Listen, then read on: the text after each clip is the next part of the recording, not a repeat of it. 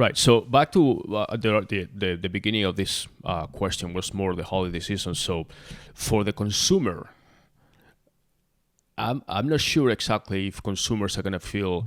If you asked me a month ago, we're thinking, oh yeah, people are going back to shopping, and you start seeing. I mean, you see traffic down the streets. Some stores are getting some limited traffic as far as the amount of people that they can allow inside the stores. But people are going to the stores. They like the feeling of going shopping. But now with this second wave where we're getting worse and people and they are started talking about lockdowns and restrictions again and all that. In New York, they're shutting down again restaurants and gyms and all that stuff that they opened just a month ago. I don't know what projections people will have as far as shopping. I mean, I think for Thanksgiving travel, it's going to be limited. And then obviously we have all the cyber everything this year. Everything is going to be online. But from here to the holidays, I honestly don't know. I mean, I don't know if I would say, yeah, holiday season is going to be busy as far as shopping or retail. No, retail shopping. E-commerce will be huge, but not retail. Well, that's the thing. That's what we're saying. That companies need to be very, very alert and see how much they can shift towards e-commerce versus the on-site. I mean, I think every company is already all in on e-commerce. You don't have a choice now. E-commerce used to be optional. Now you don't have a choice if you're a retailer. Yes, I mean I know you don't have a choice, but some companies don't have an option. That's the problem for them. Well, yeah, those companies who decided, who never invested in e-com, sorry, I don't know what to tell you. Right. That was stupid. Yeah, I mean, pandemic or not, you probably should have been investing in it. Now you definitely got fucked. You know, that's business. How about restaurants? What do you think? I mean, most of them. I don't know. I mean, I've been going to restaurants lately. They seem pretty full. Even because we're pretty fortunate. We live in Arizona, right? So it might be different here. I don't know exactly what it's like in other states. In Arizona, we have indoor restaurants, cafes, things like that. It's full. I went to one the other day. I actually went to a bar the other day, and it was full inside, and people were not wearing masks. So I don't know. Yeah, this thing about going to any restaurant and they say you need to wear a mask when you're walking around into a restaurant, out to go to a restaurant, whatever. But then when you're sitting at your table and eating, obviously you need to take your mask off. That's what you're doing.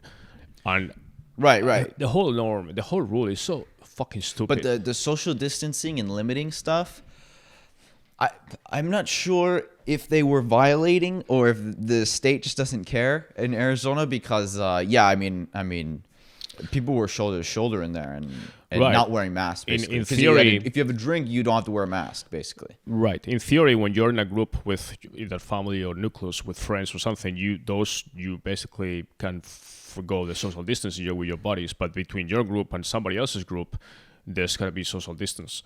And we saw that. You and I went to a comedy club and we saw that there were people sitting side by side. I mean, the comedy club was like not 50%. It was probably, 75, 80%? Probably 80%, yeah. I don't know. I mean, it was pretty full. And the social distance was, less than between you and I.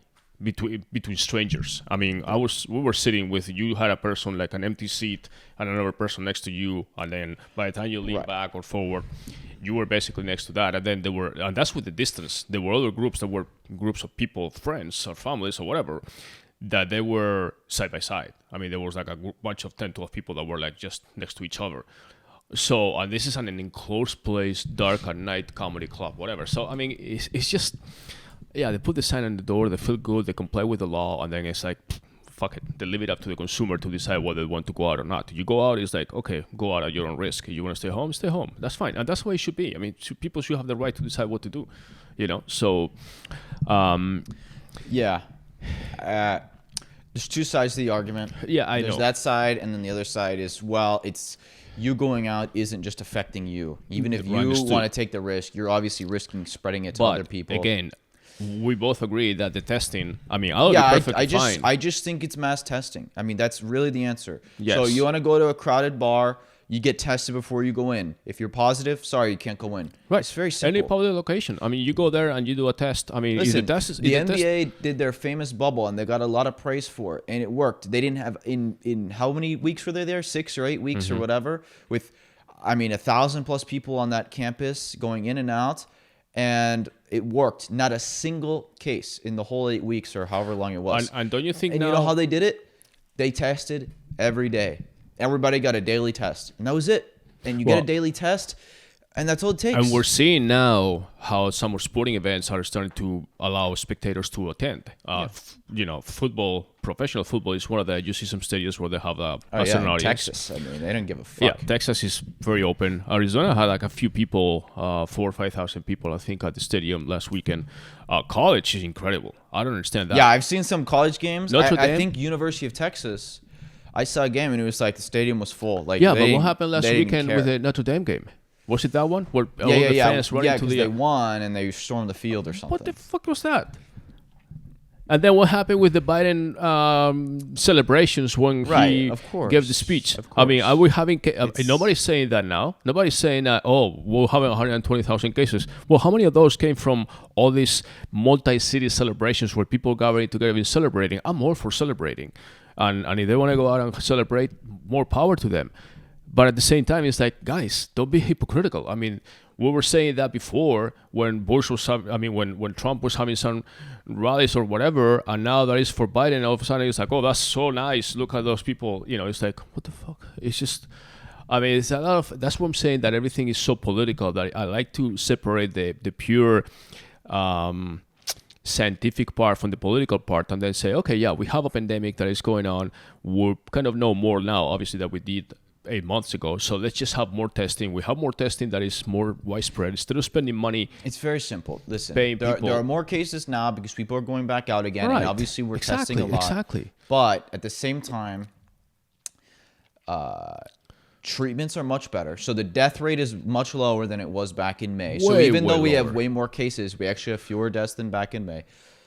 But that doesn't mean that the cases aren't still going up. And obviously, if people go out, and especially like these days, people have like Halloween parties, going to football games, whatever. Obviously, people are going to spread it. And it's winter. So- now we're getting into the and now winter you get into season winter. where you So- add up all the other flus and colds and everything else that people have normally in the winter. But I just think, listen, the truth is, if you're, I don't know, under 40, under 50, your odds of dying very, very, very slim. And we have better treatments now. And so I think, especially if you're like under 40, I think shutting the whole economy down, especially for that group, is stupid because the odds of those people dying is incredibly low. And you're hurting the economy, I think And I companies. think that we have better treatments now. And like I said, if you just do mass testing, then you can just say, hey, no, you can't go out tonight because you just tested positive. Go home and isolate, and that's it. I mean, I think it's not that complicated. And you see now pretty much every day some person that is pseudo famous or important role or something that, oh, this person cannot do this because they tested positive, so they're going to be self-isolating. They're feeling good, Listen, but just being I home. personally know multiple people who are now they're all young in their 20s, so it's anecdotal, but I know multiple people who've gotten it, and some of them said they had no symptoms at all. The only thing was the smell taste, that they lost their smell and taste, but they didn't get sick at all, basically. Yeah. And then of the people who got sick, it was like a cold. They were like, yeah, I was sick for like 2 days and then I was fine. Right. And these are young people in their 20s, and I know multiple people. And okay, listen, I mean, people get flus every year, and I'm not saying COVID is the same as flu. COVID is more severe than flu, but for young people, it's like, I got the flu actually in like February this year, and yeah, I was sick for 2 days. Then I was fine. I was in bed for 2 days, and then I ironically, was the fine. number of flu cases so far this year is like way, way down. Well, yeah, of So- course, because obviously the flu spreads in the same way. So if you're isolating and wearing masks and all that, it's going to stop all the respiratory Maybe some people diseases. that had the flu ended up being diagnosed as COVID because it's another political thing to be diagnosed as COVID for benefits for hospitals and things like that. But anyways, I think the conclusion that we both agree on is that I definitely am all into more testing, as effective and rapid as possible. So you don't have airport testing, any public event testing, restaurants, whatever, or even people just, you can go to a drive-through and then get tested and they get results, obviously, I don't know, a couple of days or something if you are not in a hurry. But this, you have this rapid testing. The faster the test, obviously, the less accurate it is. The saliva test is good, but it's not as accurate as the antigen. Right, but that's why you do mass testing.